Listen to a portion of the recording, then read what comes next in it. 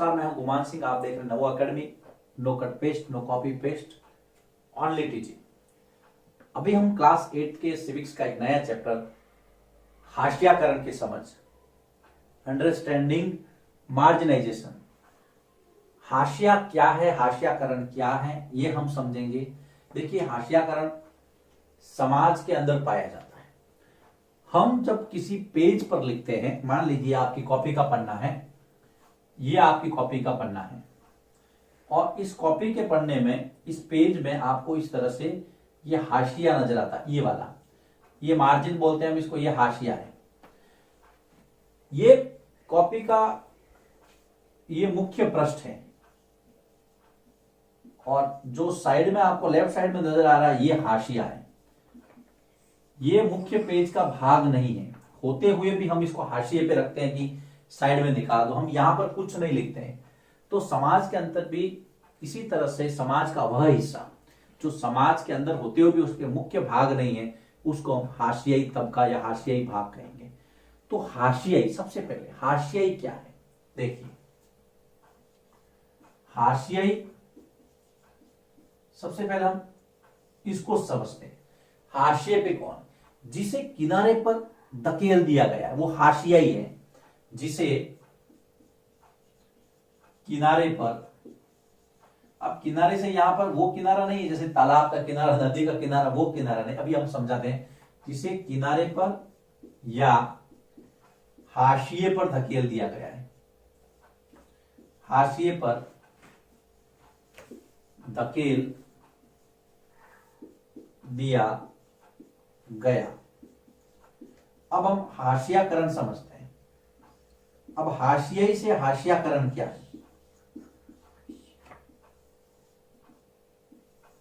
तो हम लिखेंगे भाई, समाज का कोई हिस्सा या वर्ग हो सकता है, या फिर समुदाय हो सकता है। समाज का कोई हिस्सा, वर्ग या समुदाय जो विकास अर्थात डेवलपमेंट, जो विकास की मुख्य धारा से पिछड़ गया हो, जो विकास की मुख्य धारा से पिछड़ गया हो, तथा उसका सामाजिक, आर्थिक व राजनीतिक विकास न हुआ हो। सिंपल से शब्दों में इसी को हम हाशियाकरण कहेंगे। वह राजनीतिक विकास नहीं हुआ हो। तो इसमें देखिए कीवर्ड्स क्या क्या है, हाशियाकरण क्या है। एक तो सबसे पहले समाज का वो कोई भी हिस्सा हो सकता है, वर्ग हो सकता है, समुदाय हो सकता है, जो क्या हुआ, मुख्य धारा से। मुख्य धारा से मतलब यहां पर मेन स्ट्रीम से है कि बाकी सबका विकास हो रहा है लेकिन इनका नहीं हो रहा है। समाज में से कई वर्ग देखे जा सकते हैं। आपकी यदि मान लीजिए फैमिली है, फैमिली में आपके काका के, बाबा के, मान लीजिए कि 30-40 घर है। 30-40 घरों में से आपको 1-2 घर ऐसे मिल जाएंगे जिनका अभी तक पूरी तरह से डेवलपमेंट नहीं हुआ। उनके पास पैसे नहीं है, सोसाइटी में उनको जितना रेस्पेक्ट मिलना चाहिए था हम उतना नहीं दे पाते, आगे बताएंगे। तो हम कह सकते हैं कि वो भी हमारे परिवार में एक तरह से हाशिए पर है। मान लीजिए आपकी क्लास में 40 बच्चे हैं, 40 बच्चों में से कई बच्चे ऐसे होते हैं, ज्यादातर बच्चे जो क्रिकेट फुटबॉल खेलेंगे, लेकिन कुछ बच्चे ये नहीं खेलते हैं। उनको या तो ड्राइंग में रुचि होगी, उनकी रुचि जायज है, लेकिन कई लोग ये समझते हैं अरे यार ये तो खेलने नहीं आता है, तो हम अपने दिमाग में उसको हाशिए पर धकेल रहे हैं। हर जगह आपको इस तरह की चीजें नजर आएगी, वो हाशियाकरण होता है। लेकिन समाज की अगर हाशियाकरण की बात करें तो मुख्य धारा से जो पिछड़ गया है, जिसका सामाजिक, आर्थिक और राजनीतिक विकास नहीं हुआ है, वो हाशियाई समुदाय, या फिर उसको इस ये जो प्रक्रिया है इसको हम हाशियाकरण कहते हैं। अब इस चैप्टर में हमें जिसको पढ़ना है, वो सबसे पहला जो भाग है समाज का, उसको हमने लिया है आदिवासी और हाशियाकरण। आदिवासी और हाशियाकरण। सबसे पहले तो आदिवासी है कौन, तो आदिवासियों के लिए एक शब्द इस्तेमाल किया जाता है, मूल निवासी। मूल निवासी किसके, जो कि वन में रहते थे, वन में निवास करने वाले, मतलब वनों में रहने वाले जो मूल निवासी थे, वन में निवास करने वाले, निवासी नहीं, वन में निवास करने वाले जो शुरू से जंगलों में रहते थे, इनको हमने आदिवासी कहा, और वहां के वो मूल निवासी हैं। आदिवासी और हास्याकरण, इसमें आपको जब चैप्टर शुरू किया तो एक आपको कहानी बताई जाती है।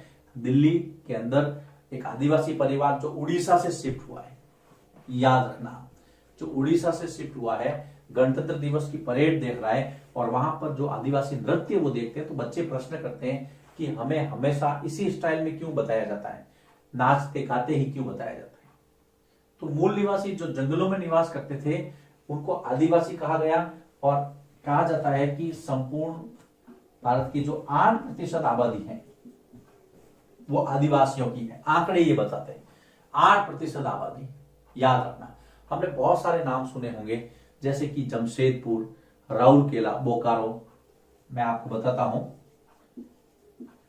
जैसे कि जमशेदपुर, राउरकेला, बोकारो, भिलाई, ये सब क्या है, ये सब संयंत्र हैं, इस्पात, स्टील, है ना। ये सारे के सारे जो, जैसे कि जमशेदपुर झारखंड में है, राउरकेला उड़ीसा में, बोकारो झारखंड में, भिलाई छत्तीसगढ़ में है, ये सारे के सारे जो हैं वो संयंत्र वन क्षेत्रों पर बने हुए हैं। जंगलों को काट करके, जंगलों को साफ करके इनका निर्माण किया गया, और यहां पर जो है वो कौन रहते थे, आदिवासी रहते थे। तो आदिवासियों को उनकी जमीन से विस्थापित करके, विस्थापित करना मतलब हटाना वहां से, याद रखना। आदिवासियों को उनकी जमीन से क्या किया गया बेटा, विस्थापित किया गया। विस्थापित का मतलब यहां से हटाना, दूसरी जगह पे बसाना, याद रखना। उनको स्थापित करके हमने इतना, ये डेवलपमेंट के लिए ये भी जरूरी था, लेकिन हमने क्या किया, आदिवासियों को वहां से हटाया, हटा करके इस जगह पे हमने ये लाया। तो इस तरह से जब वन क्षेत्रों को हमने साफ किया तो हमने आदिवासियों को कहीं ना कहीं शिफ्ट किया। इस कहानी में यही बता रहे हैं कि वो लोग उड़ीसा से आए थे, उनको वहां से हटाया गया, कहा कि हाँ यहाँ पे फैक्ट्री बनेगी, हम आपके परिवारों को रोजगार देंगे। बाद में दिया नहीं, उनके साथ छल किया गया।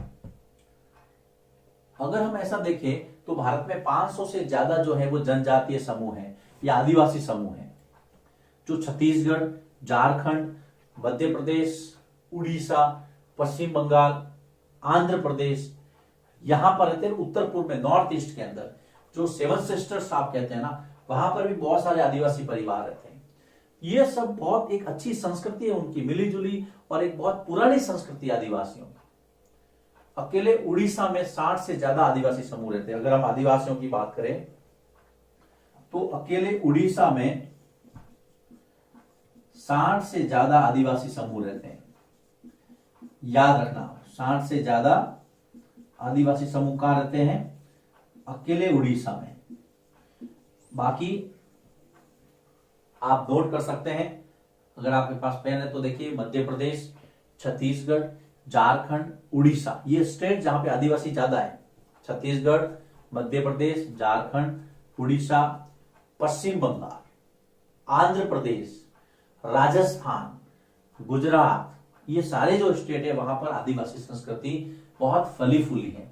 500 से ज्यादा समूह बताए हमने, कितने, 500 से ज्यादा समूह भारत में आदिवासियों के हैं, और उड़ीसा इसमें सबसे ज्यादा समृद्ध है। बताया कि 60 से ज्यादा आदिवासी समूह उड़ीसा में, आदिवासी जनसंख्या भी उड़ीसा में बहुत अच्छे स्तर पर है, बहुत अधिक है। तो ये इस चैप्टर की शुरुआत है। देखो शुरुआत में हमारा फोकस किस पर रहा, एक तो हाशियाई क्या होता है, हाशिया क्या है, हाशियाकरण क्या है। फिर हमने इस चैप्टर में हम पहले जो स्टार्ट करेंगे आदिवासी और हाशियाकरण। तो सबसे पहले हम देखेंगे आदिवासी कौन है, कि भाई वो मूल निवासी थे। मूल निवासी मतलब जो शुरू से रहता है, कहां पर, ज्यादातर जंगलों में। जंगलों में निवास करने वाले जो मूल निवासी हैं उनको आदिवासी कहा गया। अक्सर हमने उनको नाचते गाते देखा है, लेकिन इसके अलावा भी उनकी एक तस्वीर है। क्या तस्वीर हम आगे समझेंगे। 8% आबादी, ये देखिए नोट करते रहे ना आप, आंकड़े है ये। 8% आबादी यहाँ पर आदिवासियों की बताते हैं। हमने देखो जमशेदपुर झारखंड, राउरकेला उड़ीसा, बोकारो झारखंड, भिलाई छत्तीसगढ़, ये जो बड़े बड़े जो कारखाने संयंत्र हमने लगाए हैं वो सारे जंगलों को साफ करके लगाए हैं। जहां पर आदिवासी लोग रहते थे उनको विस्थापित किया गया, उनको हटाया गया और वहां पर ये बने। हमने उनको कहा कि हम आपको रोजगार देंगे, हम आपकी भलाई के लिए काम कर रहे हैं, लेकिन उतना काम उनके लिए हम नहीं कर पाए। फिर हमने देखा कुछ आंकड़े लिए कि उड़ीसा में 60 से ज्यादा आदिवासी समूह रहते हैं। कुछ मैंने आपको स्टेट्स के नाम गिनाए जहां पर आदिवासी ज्यादा थे। 500 आदिवासी समूह की गिनती आपकी किताब में बताई गई है। तो ये शुरुआत है इस चैप्टर की, आप इसको लिखिए। अब मैं आपको बताता हूं वास्तव में आदिवासी है क्या, उनकी विशेषता क्या है, उनकी भाषा क्या है, उनका धर्म क्या है।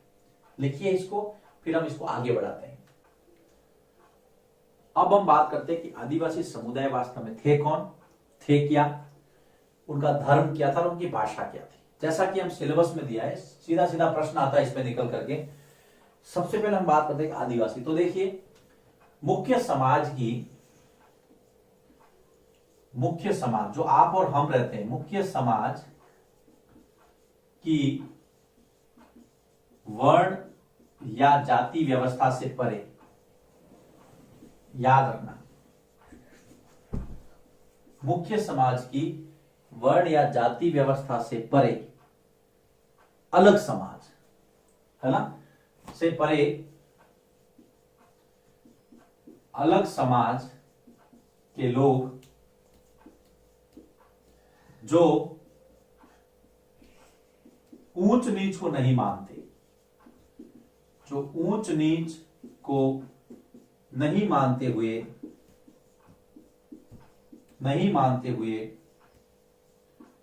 वन प्रदेशों में रहते हैं, वन प्रदेशों में रहते हैं आदिवासी के रूप में जाने जाते हैं। बस सीधी सी बात है, बहुत सिंपल सी परिभाषा देने की प्रयास किया है मैंने, आप उसको ध्यान में रखना है बेटा। अगर आपको कोई पूछ ले कि भाई आदिवासी है कौन, आदिवासी से आप क्या समझते हैं, सिंपल सी ये 2-3 लाइनें लिखनी है, कहीं कोई कंफ्यूजन नहीं है। देखो बेटा कैसे, सबसे पहले आपको बताना है मुख्य समाज की जो वर्ण व्यवस्था या जाति व्यवस्था को नहीं मानते। आप और हम जिस ताने बाने के अंदर फंसे हुए हैं उसमें वो विश्वास नहीं रखते हैं, न उनके अंदर ऊंच नीच होता है, वो जंगलों में रहते हैं, है ना, और वो ही आदिवासी कहलाते हैं। आदिवासी क्या है, आदिवासी से आप क्या समझते हैं, ये उसका उत्तर है। अब हम समझते हैं कि आदिवासियों के धर्म का स्वरूप क्या है। आदिवासियों का धर्म जनजातीय धर्म है। आदिवासी धर्म जैसे हमारे हिंदू मुस्लिम सिख ईसाई, वैसे ही आदिवासी धर्म क्या है, किससे प्रभावित है। प्रश्न आता है कई बार आदिवासियों के धर्म का स्वरूप क्या है। तो सबसे पहला यहां लिखता हूं मैं, आदिवासियों का धर्म जो है वो जनजातीय धर्म है। ट्राइबल रीजन का धर्म जनजातीय धर्म है। अब इसके अंदर होता क्या है, देखो जनजातीय धर्म है। अब इसके अंदर क्या होता है, न ये मूर्ति पूजा करते हैं, न कुछ मूर्ति पूजा करते हैं, तो भी उनके देवी देवता अलग हैं। ये अपने पुरखों की, मतलब पूर्वजों की, जिनको टोटम देवता कहते हैं, ये पूर्वजों की, गांव और प्रकृति की पूजा करते हैं। पूर्वजों की, गांव की और प्रकृति की पूजा करते हैं। कौन, आदिवासी प्रकृति की पूजा करते हैं। फिर आगे, पहला जनजातीय धर्म है, गांव की, प्रकृति की और पूर्वजों की पूजा करते हैं। नदियों की, प्रवृत्ति की, पर्वतों की, पशुओं को, ये सब प्रकृति की आत्मा मानते हैं। नदी, पर्वत, पशु, नदी, पर्वत, पशु आदि को क्या करते हैं, प्रकृति की आत्मा मानते हैं। बहुत अच्छी बात है, प्रकृति के प्रति इनका लगाव है, इसीलिए देखिए जंगलों में रहे, बाहर आने से भी कतराते थे। आगे पवित्र लता कुंज, जो लताएं होती हैं, बेलें होती हैं, उनको पवित्र मानते हैं, पवित्र लता कुंज, और ग्राम आत्माओं की पूजा करते हैं, इनकी अपनी मान्यता होती है। तो पवित्र लता कुंजों, पवित्र लता कुंजों व ग्राम आत्माओं, ग्राम आत्माओं की पूजा करते हैं। आगे चलते हैं, और उनके धर्म का स्वरूप क्या है, किस किस से प्रभावित रहे ये बौद्ध धर्म से, ईसाई धर्म से, शक्ति मतलब देवी का जो रूप है उससे, वैष्णव, विष्णु या हिंदू धर्म का एक भाग, इन सभी से प्रभावित रहे। वैष्णव, बौद्ध, ईसाई, शक्ति मतलब शाक्त आदि संप्रदायों से प्रभावित, इन सबसे भी प्रभावित रहे। इसलिए दो अच्छे एग्जाम्पल दिए जाते हैं आदिवासियों के। कौन कौन से? बंगाल, याद रखना, ये छठा मैं लिखा हूं यहां, बंगाल तथा असम की शक्ति और तांत्रिक परंपरा, ये इसके उदाहरण है। वो आदिवासी या वनवासी, और इसके अंदर एक और सातवां है उड़ीसा का जगन्नाथ, उड़ीसा का जगन्नाथ जी का जो संप्रदाय है वो भी वनवासियों से संबंधित है, आदिवासियों से। अगर इनके अंदर देखेंगे तो इनके अंदर आदिवासी झलक मिलती है, क्योंकि इनके अंदर ऊपर इसका प्रभाव था।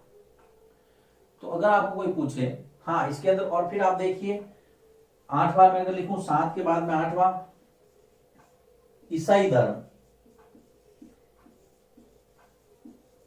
ईसाई धर्म को इन्होंने बहुत अपनाया बाद में, क्योंकि ईसाइयों ने इनको पैसा दिया। जब ये भारत में यूरोपीय कंपनियां आई जो आदिवासियों के पास गई, तो उनको लगा यार इनके पास तो खाने को भी कुछ नहीं है, तो ऐसे ही घूमते हैं, खाने को भी है तो ज्यादा नहीं है, पैसा नहीं है, तो इन्होंने इनको पैसा दिया। पैसा देने के बाद में फिर वो ईसाई बन गए। आज अगर आप जंगलों में या मान लो ऐसी जगहों पे जाएंगे जहां आदिवासी हैं, अगर आप उनके नाम पूछेंगे तो उनके नाम जैसे मान लीजिए डैनियल, है ना, इस तरह से उनके नाम होंगे, क्योंकि उन्होंने बहुत पहले ईसाई धर्म अपना लिया, कारण चाहे जो भी रहा हो। तो आदिवासी जो है वो ईसाई धर्म को भी जो है वो आत्मसात कर लिया, काफी बड़े स्तर पर इनका ईसाईकरण हुआ है आदिवासियों का। इसके बाद हम बात है भाषा पे। तो आदिवासियों की जो भाषाएं है ना, वो संस्कृत से तो अलग है, लेकिन उतनी ही पुरानी है।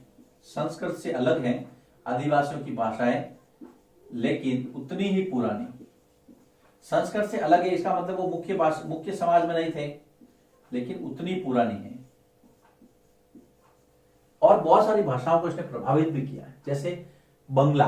तो बंगला जैसी भाषाओं को इन्होंने प्रभावित भी किया है। बांग्ला भाषा बंगाल में बोली जाती है, बंगला जैसी भाषाओं को प्रभावित भी किया इन्होंने, आदिवासियों ने। आदिवासियों की भाषाओं ने मुख्य भाषा जैसे संथाली, संथाली सबसे ज्यादा बोली जाती है आदिवासियों में। सबसे ज्यादा बोली जाने वाली संथाली सर्वाधिक बोली जाने वाली भाषा, और 22 भाषाओं में इसको स्थान भी प्राप्त है। 8वीं अनुसूची में, भारतीय संविधान में 8वीं अनुसूची में 22 भाषाओं को मान्यता प्राप्त है। 8वीं अनुसूची 22 भाषाएं, और उसमें संथाली भी आती है, याद रखना, संथाली, डोगरी, ये सब। तो ये सब आदिवासियों की भाषाएं, उनको संविधान में स्थान मिला हुआ है। अब देखिए वापिस, सबसे पहले हम बात करते हैं आदिवासी से आप क्या समझते हैं।